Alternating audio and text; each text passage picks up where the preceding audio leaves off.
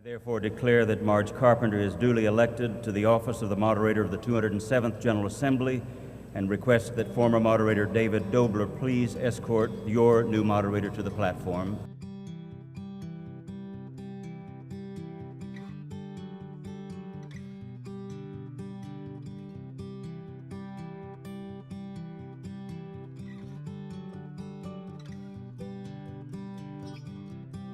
Marj was a beloved icon and institution in herself.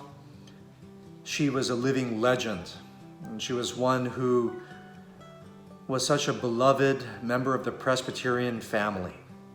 She was a journalist, eventually becoming the director of the Presbyterian News Service. She was a mission interpreter for the former Worldwide Ministries Division of the General Assembly Council, who was deeply loved by and who loved our mission co-workers and cared deeply and was so committed to our global ecumenical partnerships. I came to know Marj when I joined the General Assembly Council back in 1998.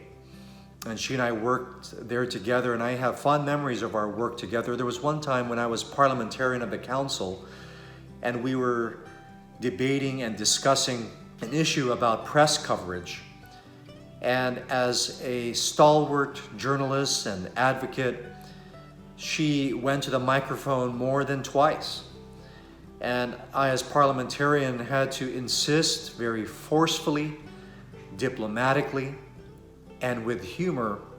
I said, "Madam Moderator, you're out of order." At which she erupted in laughter, and so did I in the council. And that didn't stop her from endorsing me for moderator years later at the 220th. As former moderators, we collaborated on several things, on several common statements, on one dealing with continued funding for our global mission partners. We worked on one in the aftermath of the Charlottesville riot, and more recently, a handful of us moderators working with a committee on the Office of the General Assembly and our stated clerk on social justice issues coming before the 224th General Assembly. Marj will be missed.